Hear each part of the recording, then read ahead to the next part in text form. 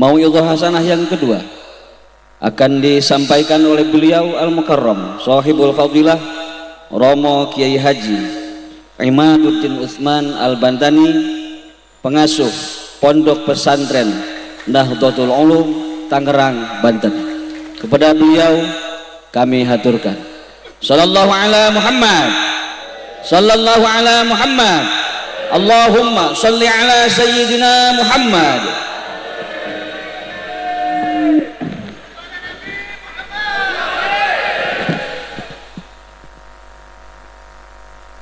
Assalamualaikum warahmatullahi wabarakatuh. Alhamdulillahil malikil hakim, al-jawadil karimil azizir rahim, fattariqu ilayhi wadihun lil qasidin, waddalilu alayhi laihun lin nazirin.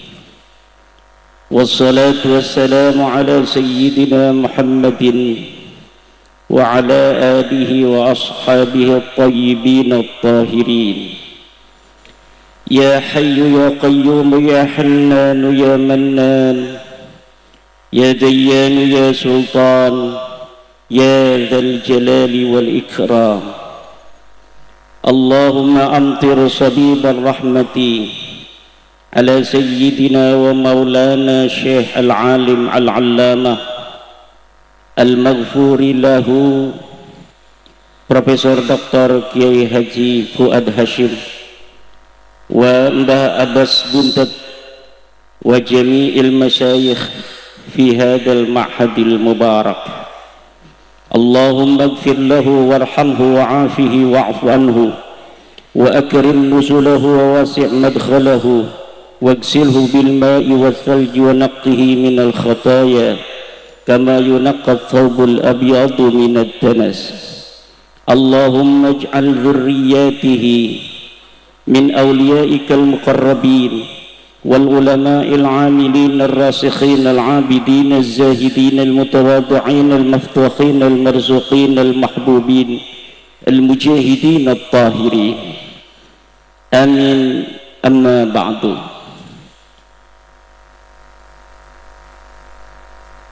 Maka kepada guru kita yang mulia, sahibil fadilah wal karamah, al-alim al-mujahid fi sabilillah, Kiai Haji Marzuki Mustamar, pengasuh Pondok Pesantren Sabilur Rasyad di Kabupaten Malang, sahibil bait Sayyid Syarif Kiai Haji Muhammad Abbas bin Yahsi, Kiai Haji Faris Fuad Hashim, para kiai alhamdulillah hadir, Ki Bagus Magi Nur Fadil, Kiai Muharrar, Kiai Miftah, Gus Jenderal Nur Wahid, Bapak Ahmad Syekhu, Bapak Kapolres, Bapak dari Bumi Putra, Bapak dan Ramil, para kiai-kiai, hadirin ma'asyiral muslimin rahimakumullah. Kiai Fuad Hashim adalah mutiara Nahdlatul Ulama. Hidupnya menghiasi Nahdlatul Ulama. Dengan keberadaan beliau dulu, Nahdlatul Ulama terlihat semakin indah. Kiai Fuad Hashim adalah merupakan singa Nahdlatul Ulama yang menjaga alas roban Nahdlatul Ulama dari gangguan musuh-musuhnya. Kiai Fuad Hashim adalah anak panah Nahdlatul Ulama dalam rangka menyebarkan ajaran Islam ke seluruh pelosok negeri. Beliau masuk hutan, keluar hutan untuk menyebarkan agama Allah, masuk ke Lampung, masuk ke Kalimantan.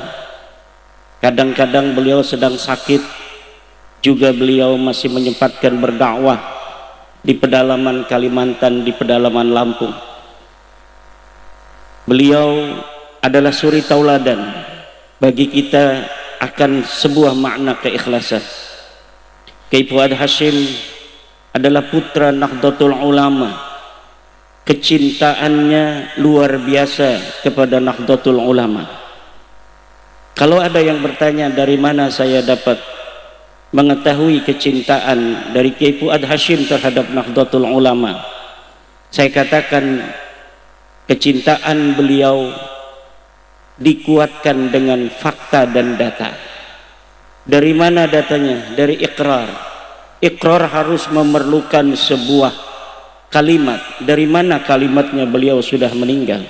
Dari syair-syair yang beliau karang ketika beliau masih hidup, yang menunjukkan cintanya kepada Nahdlatul Ulama, hari ini masih kita bisa baca. Ya Nahdlatul Ulama'i anta mahabbati wa mawaddati wa masarrati wa ridai. Wahai Nahdlatul Ulama, kata Mbah Fuad Hasyim, engkau adalah cintaku, engkau adalah sayangku, engkau adalah kebahagiaanku, engkau adalah kerelaanku. Ya Nahdlatul Ulama'i anta ahabbuli min zaujati haqqan wa min abna'i. Wahai Nahdlatul Ulama, engkau lebih aku cintai daripada istriku sendiri, sebenar-benarnya cinta, dan dari anak-anakku. Jadi kalau ditanya apakah Mbah Fuad Hasyim mencintai Kiai Abbas, tentu. Tapi kalau harus memilih antara Kiai Abbas dengan Nahdlatul Ulama, Mbah Fuad Hasyim akan memilih Nahdlatul Ulama terlebih dahulu daripada putranya Abbas Bilayaksi dan Fariz Al-Haq. Dari beliau kita mengetahui cinta itu memerlukan pengorbanan. Dr. Manarul Hidayah, panitia pembangunan gedung PBNU, menceritakan bagaimana Mbah Fuad Hasyim menjual tanah-tanahnya, mobilnya, mobil Mercy dijual untuk membantu pembangunan Nahdlatul Ulama, gedung yang di Keramat sekarang. Yang sekarang juga ada perlombaan. Dulu perlombaan menyumbang, sekarang perlombaan tambang. Dulu rebutan nyumbang, sekarang rebutan tambang. Kita doakan Nahdlatul Ulama, apapun yang terjadi dari orang-orang yang mengurusnya, yang perlu diurus, Nahdlatul Ulama tidak akan hancur. Nahdlatul Ulama akan bertegak ila yaumil qiyamah. Segala gunjang ganjing di Nahdlatul Ulama bukan untuk menghancurkan Nahdlatul Ulama, tapi untuk mengusir orang-orang yang tidak bertanggung jawab yang ada di dalam Nahdlatul Ulama. Nahdlatul Ulama hiya ruhun li jasadi ahli sunnati wal jamaati fi Indonesia, wa hiya nurun muqtabasun min anwaril hikamil aliyah wal taraikil mustaqimah wal basairil laihah, warathaha al awliya'ut tis'ah wa ghairuhum minal jahabidah dhu la yanzuruna dhawahiral asya illa ma'al insafi bi bawatiniha. Nahdlatul Ulama hiya ruhun li jasadi ahli sunnati wal jamaah. Dia adalah spirit, dia adalah ruh bagi ahli sunnah wal jamaah di Indonesia. Ahli sunnah wal jamaah idza utliqa ahlu sunnati wal jamaati fal muradu bihi al asy'ariyatu wal maturidiyah. Apabila dimutlakkan nama ahli sunnah wal jamaah, maka yang dimaksud adalah ahli sunnah itu adalah ahli sunnah al asy'ariyah wal maturidiyah, yang dibawa oleh Abu Hasan al-Asy'ari dan oleh Abu Mansur al-Maturidi, yang hari ini kita kenal di antara ajarannya adalah mencintai ahli baitnya Nabi besar Muhammad sallallahu alaihi wasallam dan keturunannya, dengan cara kita menjaga nama baik daripada ahli bait menjaga nasabnya, jangan sampai masuk ke dalam nasabnya ahli bait orang-orang yang bukan keturunan ahli bait Nabi besar Muhammad sallallahu alaihi wasallam. Keresahan Yai Marzuki Musta'mar tadi, keresahan yang ada itu bukan hanya ada di medsos, bukan hanya ada di YouTube dan di Facebook. Itu ajaran-ajaran mereka itu telah terkodifikasi di dalam puluhan kitab-kitab karya Ba'lawi. Apa yang dikatakan oleh Yai Marzuki Musta'mar tadi itu ada dicetak di dalam kitab-kitab mereka. Cuma yang namanya orang Indonesia yang bisa baca kitab kuning itu sedikit. Yang bisa baca kitab kuning belum tentu berani. Wa minal ladina tajarra'u asy-syekh al-alim al-fadil Yai Marzuki Musta'mar. Banyak orang yang dia mampu untuk membaca kitab, dia tahu ajaran-ajaran ad-dalalah demikian, tapi tidak berani untuk mengungkapkannya. Dan kita harus berterima kasih kepada Allah, ada orang-orang yang diberikan oleh Allah keberanian untuk menyampaikannya. Untuk apa? Agar umat Nabi besar Muhammad sallallahu alaihi wasallam yang sangat dicintai oleh Rasulullah ini akan selamat dari ajaran-ajaran yang menyimpang. Kalau Ahmadiyah dia menyimpang silahkan, tetapi namanya bukan lagi membawa Islam. Kalau ada ajaran-ajaran yang dia menyimpang daripada rukun iman dan rukun Islam, tetapi dia tidak membawa-bawa nama Islam, silahkan saja Anda membuat agama baru, seperti agama Sikh di India, agama Druz di Timur Tengah. Mereka mirip orang Islam, tapi tidak menisbatkan diri kepada kaum musallin, pada kaum muslimin. Maka itu tidak akan kita ome-ome. Tetapi apabila mereka mengaku keturunan, bukan keturunan dulu, mengaku beragama Islam saja, tetapi ajarannya tidak sesuai dengan Al-Quran, ajarannya tidak sesuai dengan Al-Hadis, dengan rukun iman yang telah mujma' alaih, dengan rukun Islam, maka apabila mereka menisbatkan dirinya kepada Islam, maka wajib bagi negara untuk terjun, untuk turun tangan, menetapkan bahwa ajaran dan aliran itu adalah aliran sesat dan menyimpang, dan tidak boleh lagi membawa nama-nama Islam. Ini aturan konstitusional yang kita sepakati di negara Pancasila, negara Kesatuan Republik Indonesia, tanah warisan dari nenek moyang kita yang kita cintai.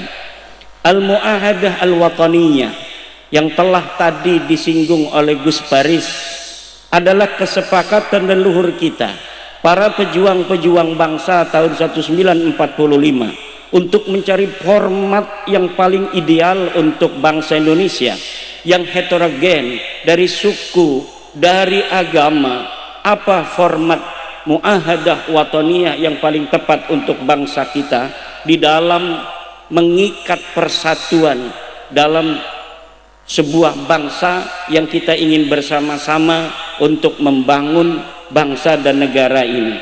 Tidak ada lagi yang paling tepat adalah selain dengan apa yang telah disepakati oleh leluhur kita, para pejuang-pejuang Depanding Pader waktu itu tahun 1945, kecuali adalah negara Republik Indonesia dengan 4 pilar Pancasila, Undang-Undang Dasar, Bhinneka Tunggal Ika, dan NKRI, Negara Kesatuan Republik Indonesia. Bagi kita warga Nahdlatul Ulama, kita santri, ini sudah mendarah daging. Kiai-kiai kita yang tidak sekolah SD, kiai-kiai kita yang tidak mengenal sekolah pendidikan umum, itu senantiasa sama di dalam bagaimana memupuk nilai-nilai kecintaan terhadap bangsa dan negara ini. Maka negara, jangan sekali-kali negara meragukan daripada kecintaan warga Nahdlatul Ulama. Jangan negara sekali-kali meragukan kesetiaan perjuangan Wali Songo Indonesia terhadap bangsa dan negara ini.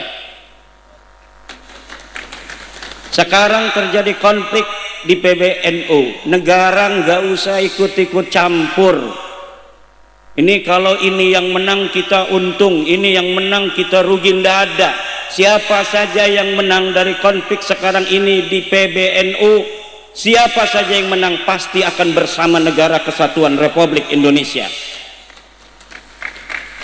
Kalau negara ikut-ikut campur malah nanti makin terbelah dan kerugian hanya akan menyertai Negara Kesatuan Republik Indonesia. Biar kami cengker sedulur, jangan ikut-ikutan. Mau jadi pendamai silahkan negara, tapi kalau negara mau ikut campur mendukung salah satu dan membiarkan lainnya, maka nanti di bawah akan terpecah, dan yang tidak didukung oleh negara dukungannya ini dari bawah akan menganggap negara dalam keadaan salah. Maka negara, tonton saja apa yang terjadi dengan kami di Nahdlatul Ulama. Ketika terjadi dinamika internal, siapa saja yang menang pasti kami bersama Negara Kesatuan Republik Indonesia. Yang satu memecat ketua umum, yang satu memecat sekjen. Silakan saja, namanya perlawanan, namanya usaha, namanya al-muhawalah al-mutanahiyah, harus dilakukan. Ujung-ujungnya kita lihat saja, PWILS tidak punya kepentingan. PWILS tidak punya kepentingan terhadap konflik di Nahdlatul Ulama hari ini, karena yang satu madhab husnudon, yang satu madhab kibin. Saya setuju dengan Gus Paris, dua kelompok ini sudah tidak pantas lagi ada di PBNU. Sekali lagi, negara, ketika kami mengatakan begini, ini cengker sedulur, jangan ikut-ikutan. Kita pegang Kiai Imat, jangan. Kayak kita pegang Ki Marzuki Mustamar, jangan. Kita pegang yang Belono, jangan. Ini cengker sedulur. Biarkan kami selesaikan dulu, nanti sudah beres baru kami laporan kepada Negara Kesatuan Republik Indonesia. Karena kalau negara ikut campur megang yang satu nggak megang yang lain, bahaya untuk NKRI, Negara Kesatuan Republik Indonesia. Akan ada luka, sisa-sisa luka kepada pemimpin yang ada sekarang yang tidak mudah untuk sembuh. Biarkan aja, biarkan untuk cengker, namanya sedulur, dua-duanya khidmah untuk Nahdlatul Ulama. Tetapi gunjang ganjing hari ini, saya yakin, seyakin-yakinnya adalah cara Allah untuk menguatkan Nahdlatul Ulama dan membersihkan Nahdlatul Ulama dari pengkhianat Nahdlatul Ulama. Banyak yang menangis hari ini, kiai-kiai di bawah, tangisan air mata, ada surat-surat cinta yang penuh dengan kesedihan, ada konten-konten, ada video-video dari kiai-kiai, ada banser-banser yang menangis, ada banser-banser yang bingung. Banser dapat telepon, kita kuasai gedung PBNU, ditelepon lagi oleh sebelahnya, kita kuasai gedung PBNU. Nih saya satu orang untuk menguasai gedung PBNU, yang nyuruh beda-beda orang. Sekali lagi negara atau siapapun, apalagi bukan negara, mau ikut campur urusan kami, nanti kami akan cepat bersatu loh. Macam-macam dengan Nahdlatul Ulama, kelihatan kalian nanti bahwa ada niat jelek untuk kami Nahdlatul Ulama, maka walaupun kami sedang cengker, kami sedang ribut, kami akan cepat bersatu untuk menghancurkan kalian semua musuh-musuh Nahdlatul Ulama. Jadi jangan macam-macam mau masuk-masuk melihat ada dinamika internal lalu mau mencari-cari ikan tanpa ikut naung,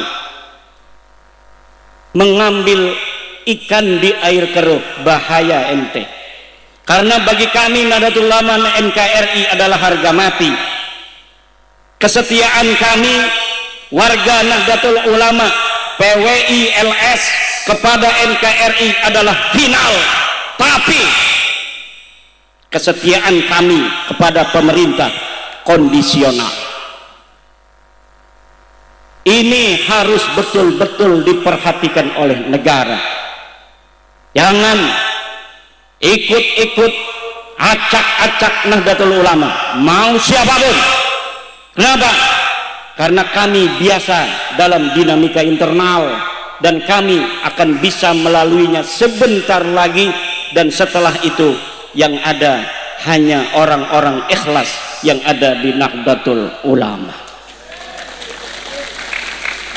Dan kalau menurut survei warga NU 70% menginginkan Kiai Marzuki Mustamar sebagai ketua umum PBNU. Ini bukan kata saya, Yai, bukan karena adanya Marzuki. Saya lihat di hasil survei.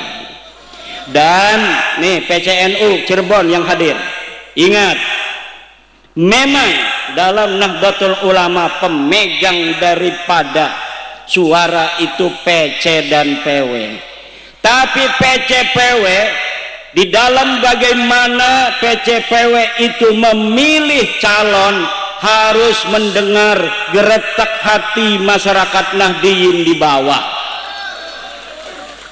Jangan melihat SMS, jangan melihat WA yang minta nomor rekening, jangan, tapi melihat hasil survei warga Nahdlatul Ulama pengen siapa yang menduduki sebagai ketua mereka, sebagai rois mereka, agar antara pemimpin yang dipimpin ada alaqah batiniyah yang kuat, ada trust, ada kepercayaan. Jangan sampai Nahdlatul Ulama yang besar, yang menurut survei, para ahli survei 53% orang yang beragama Islam mengaku dirinya Nahdlatul Ulama. Ini berarti berapa ratus juta itu? Mungkin bisa nyampe 130 juta warga Indonesia mengaku dirinya adalah Nahdlatul Ulama. Jangan sia-siakan potensi besar yang sudah aman untuk negara kesatuan Republik Indonesia ini. Basis Nahdlatul Ulama memang ada di pesantren, tetapi lulusan pesantren sekarang berada di tengah-tengah masyarakat. Episentrumnya tetap pesantren, epicentrum tetap pesantren. Kader-kader inti daripada Nahdlatul Ulama adalah di pesantren.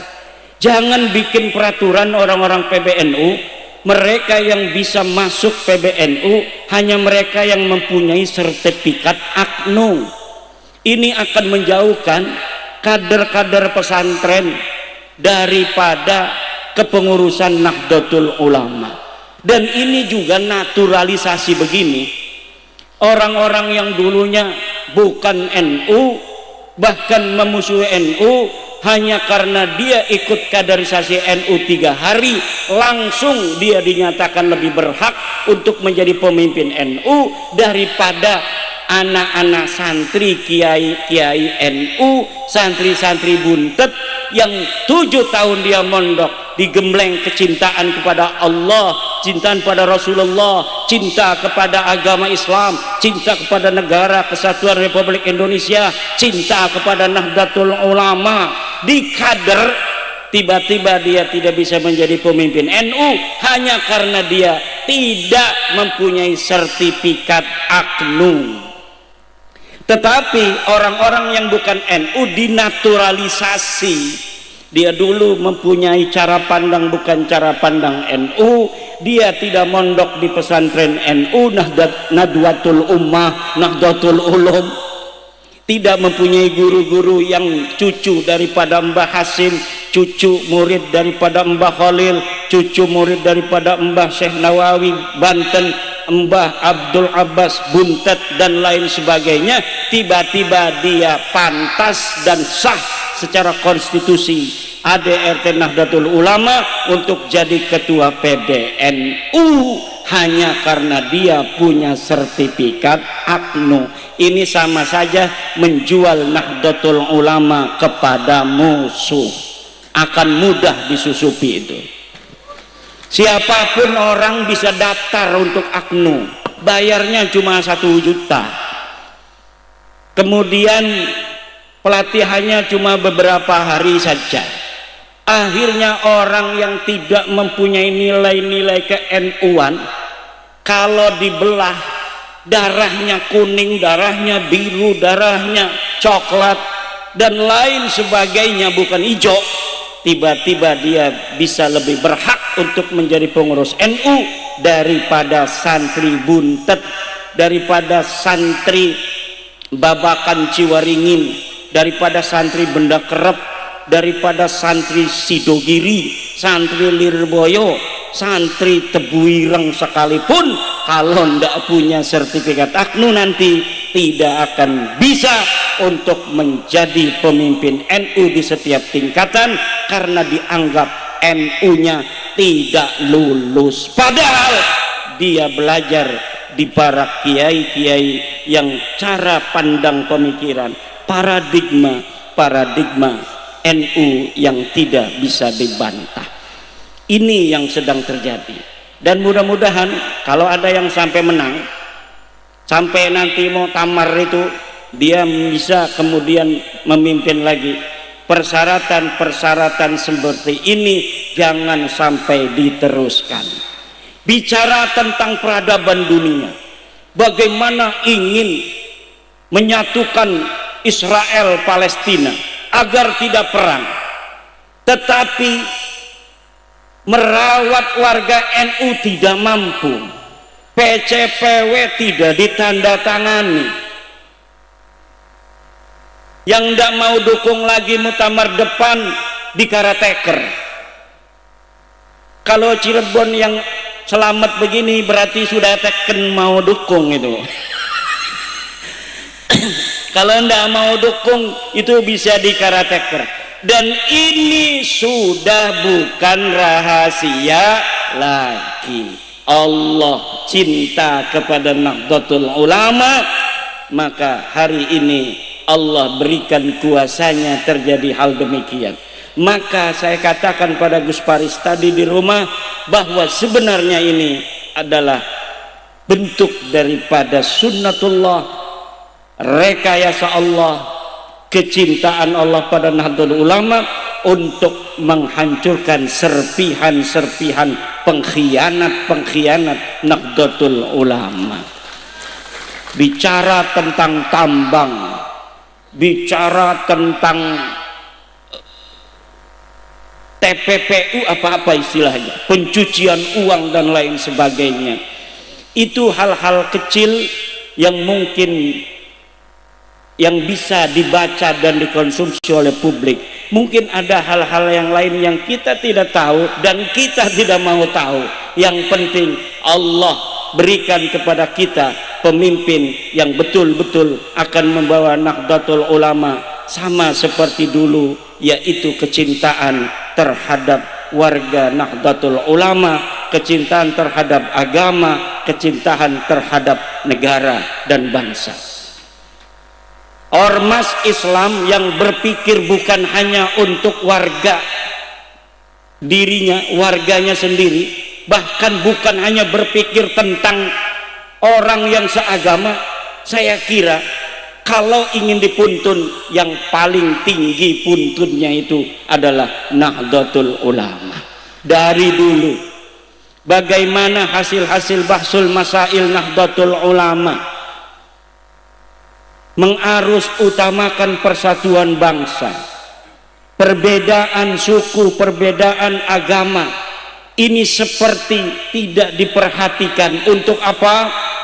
Agar persatuan bangsa Indonesia dengan bersama-sama mengusung negara kesatuan Republik Indonesia ini bisa untuk selama mungkin kita bisa pertahankan. Karena hanya dengan kita yang mayoritas mencintai minoritas, minoritas menghormati yang mayoritas, hanya dengan itulah kita bisa untuk meminimalisir potensi-potensi perpecahan. Suku yang paling besar harus mengayomi dan melindungi suku-suku kecil. Hanya dengan itulah tidak ada luka, tidak ada kebencian yang tertanam yang nanti akan berbuah menjadi dendam di suatu saat nanti. Inilah pandangan Nahdlatul Ulama dalam politik kebangsaan, dan ini sudah ada yang menulis dalam sebuah kitab kuning. Di antara salah satunya saya telah menulis sebuah kitab As-Sultanah Al-Mardiyah. Bagaimana pandangan-pandangan kiai-kiai dulu di Nahdlatul Ulama tentang politik kebangsaan, tentang Kiai Sahal Mahfud, Kiai Ahmad Siddiq Jember, Kiai Ma'ruf Amin, Kiai Abdurrahman Wahid, dan lain sebagainya. Saya tuangkan, inilah pandangan-pandangan ulama-ulama Nahdliyin terhadap politik kebangsaan. Bagaimana semuanya ditenagai pemikiran-pemikiran itu oleh sebuah keinginan yang luhur agar negara kesatuan Republik Indonesia ini akan bertahan selama mungkin. Sunatullah di atas dunia ini, sebuah rezim itu kebanyakan berumur dari 70 tahun sampai 500 tahun. Alhamdulillah Indonesia sudah melewati 70 tahun. Berarti tidak akan sama seperti Bani Umayyah. Kalau Bani Umayyah hanya sekitar 70 tahun, mudah-mudahan kita bisa seperti Bani Abbasiyah, bahkan lebih, sampai mencapai 500 tahun. Utsmaniyah setelah Bani Abbasiyah bertahan 600 tahun sampai tahun 1924, mereka kemudian hancur berkeping-keping. Siapa yang bisa untuk menjamin bahwa Indonesia yang memang dulunya negara atau kerajaan-kerajaan yang terpisah-pisah ini akan terus bisa seperti ini? Tidak ada yang bisa menjamin, kecuali kalau mungkin nanti Muhammadiyah sudah pandangannya betul-betul sama. Sekarang mulai sama dengan Nahdlatul Ulama. Kalau sudah semakin sama pandangannya, cara memandang bangsa dan negara, bagaimana memupuk dan mempertahankan nilai-nilai kebangsaan untuk bersama selama-lamanya dalam negara kesatuan Republik Indonesia. Insya Allah negara kita Indonesia bukan hanya 80 tahun, bukan hanya 200 tahun, 500 tahun, insya Allah sampai hari kiamat. Banyak orang-orang di luar negeri ini bertanya, bagaimana Indonesia bisa mengelola heterogenitas yang begitu banyak di Indonesia tapi bisa bertahan. Ada letupan-letupan kecil tapi masih bisa untuk melewatinya. Padahal suku bangsanya 500 atau 700 suku bangsa, bahasa 1000 lebih, agama ada 6, kepercayaan itu 200 kepercayaan kepada Tuhan yang Maha Esa, mirip-mirip percaya pada Tuhan, tapi dia tidak mengaku sebagai bagian daripada agama yang 6 itu. Banyak di Indonesia, dan jumlahnya saya pernah ngobrol dengan Jenderal Nur Wahid, itu sampai 12 juta orang-orang kepercayaan, lebih dari 12 juta orang.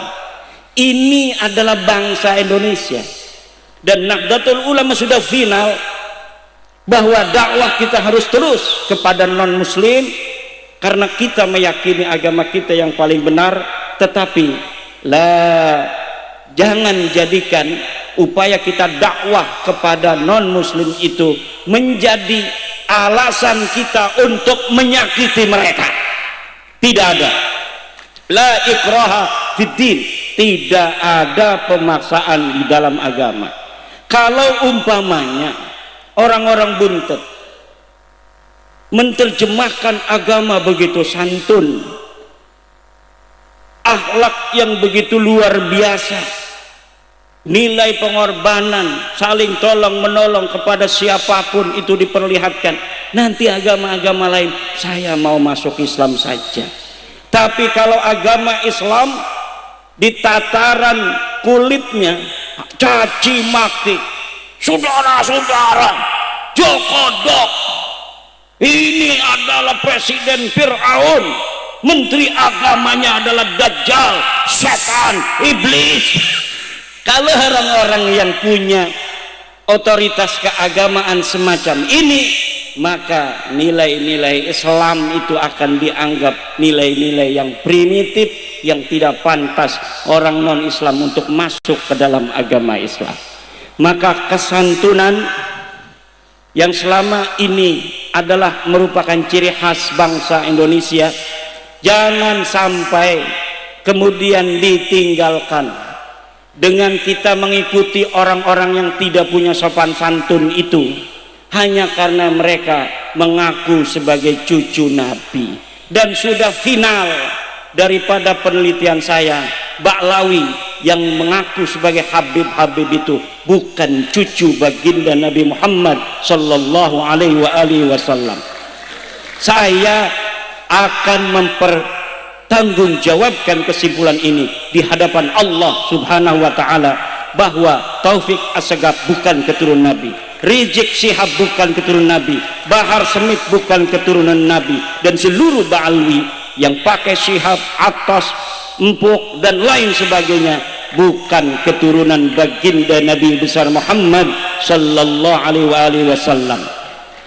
Tetapi sekali lagi untuk PWI, peringatan dari saya sebagai wakil ketua umum PWI LS, walau mereka bukan keturunan Nabi, tidak ada alasan kita untuk membenci mereka jika mereka tidak lagi menyebarkan ajaran-ajaran sesat kepada saudara-saudara kita bangsa Indonesia. Jika mereka tidak mau lagi mengklaim para pahlawan-pahlawan bangsa Indonesia adalah bagian dari keluarga mereka, sementara orang asli di sini tidak ada yang jadi pahlawan. Jika mereka sudah menghentikan pengakuan itu di hadapan publik, tidak ada alasan lagi nanti PWI untuk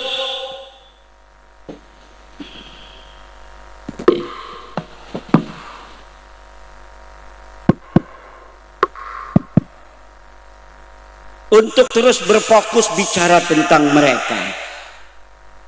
Kiai Marzuki telah mengingatkan kita tadi, kalau hal-hal yang selama ini kita anggap mereka telah berlebihan, telah offset itu ditinggalkan, kita siap rekonsiliasi dan merangkul. Tamu wajib kita hormati. Dan kalau mereka kemudian menghilangkan pengkultusan terhadap keluarga mereka sendiri, dan ini bukan hoak, terdapat di dalam kitab-kitab mereka. Dan tadi Yai Marzuki telah mengusulkan kepada Jenderal Nur Wahid untuk menyusun kesesatan-kesesatan yang ada di dalam kitab, dan itu sudah kita lakukan, Yai, dan sedang naik cetak. Sudah ada ISBN sedang naik cetak bahwa kita ambil dari kitab-kitab mereka yang dimana ajaran agama kita mengatakan innallaha yaqbalu taubatal abdi ma lam yughorgir, itu bahwa Allah menerima taubatnya hambanya selagi belum ada di tenggorokan sekarat. Bagi mereka ada di dalam kitabnya bahwa mereka bisa bertobat walaupun sudah mati di dalam kubur. walau zana, walau saraka, walaupun berzina, walaupun mencuri, mereka bisa untuk bertobat di dalam kubur. Ini bertentangan dengan ajaran agama Islam. Saya kira Kristen juga sama dengan Islam. Orang kalau sudah mati nggak bisa lagi bertobat. Jangan tanya tadi Kiai Marzuki tanya pada PKS, tanya pada Muhammadiyah, sama enggak?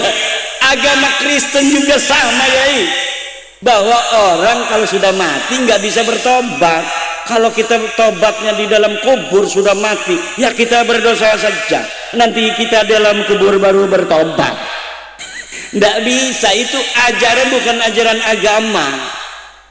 Kalau orang bertobatnya di dalam kubur itu bukan ajaran agama. Lebih mirip ajaran orang-orang yang tidak percaya adanya akhirat. Sebenarnya mereka tidak percaya adanya akhirat, tapi kalau ngomong tidak percaya akhirat, tidak punya mukibin. Kalau ngomong tidak percaya adanya akhirat, tidak punya mukibin. Yang bodoh-bodoh itu banyaknya orang-orang beragama. Makanya mereka harus pura-pura seperti orang beragama, nanti punya pengikut orang-orang beragama. Ini bisa, walaupun saya tidak yakin itu. Mudah-mudahan salah. Mudah-mudahan analisa saya itu salah. Kenapa? Udah tua masih mau malsuin kuburan. Udah tua bangka, malsuin kuburan. Orang yang bukan daripada bin Yahya disebut dia bin Yahya. Cucunya marah. KRT Sumodiningrat yang ada di Semarang punya cucu.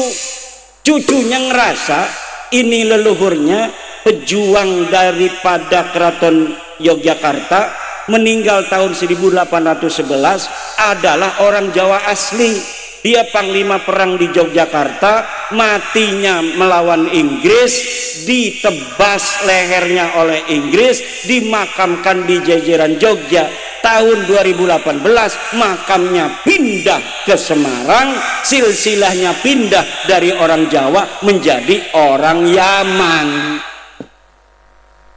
Dan ini bukan satu dua, kita sudah mendeteksi laporan dari PWI LS Perjuangan Wali Songo yang ada di Pulau Jawa maupun di Pulau Sumatera dan Kalimantan, bahwa mereka membuat makam-makam ini bukan hanya di Jawa tetapi di Sumatera dan Kalimantan. Kemudian makam palsu ini dialamatkan menjadi leluhur daripada raja-raja yang ada di Sumatera dan raja-raja yang ada di Pulau Kalimantan.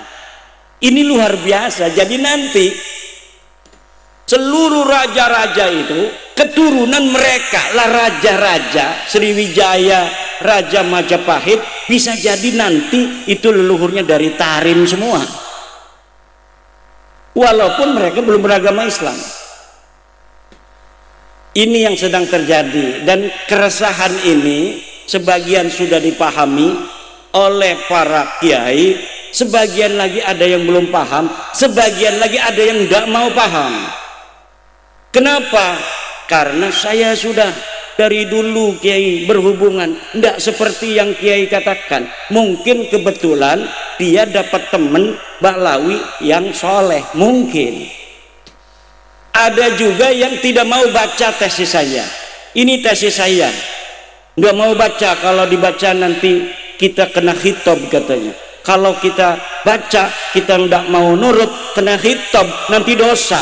Kalau tidak baca Anda berdosa.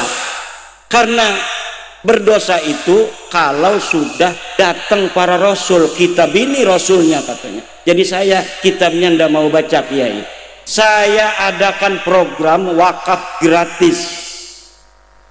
2000 kitab saya kirimkan ke para kiai-kiai itu. Ada mukibin yang bakar video. Saya tidak mau baca. Ini salah kitabnya. Udah dibaca belum? Nggak mau baca. Lah bisa ngomong salah dari mana kalau nggak mau baca? Saya kirimkan juga ke partai-partai politik termasuk ke kantor PKS. Saya kirimkan buku-bukunya. Tahu itu dibaca nggak sama Pak Sehu itu? Kitab bahasa Arab dan berbahasa Indonesia. Nanti akan ada program wakaf lagi, yaitu tentang buku. Saya mengarang buku baru bersama Mas Rifki Zulkarnain B.J. Baswara tentang mengapa penting mengetahui bahwa Habib Ba'lawi bukan keturunan Nabi besar Muhammad SAW. Dan di dalam buku itu, selain tentang nasab Ba'lawi yang terputus secara ilmu nasab, tidak terdeteksi secara ilmu sejarah, secara tes DNA, secara akhlak, dan juga ditambah yaitu upaya clandestine dari mereka untuk mencoba okupasi terhadap bangsa Indonesia untuk menguasai, tetapi tanpa ada peperangan. Dan analisa ini ilmiah karena kami berbasis data dan fakta. Tidak ada satu klaim dari kami tanpa ada referensi. Semua klaim kami yang ada di kitab itu semua berbasis referensi, fakta dan data. Baik kami sendiri yang terjun investigasi, juga dari kerja-kerja wartawan yang luar biasa yang kita himpun dari media-media. Wallahu huwal muwaffiqu ila aqwamit thoriqin. Wassalamualaikum warahmatullahi wabarakatuh.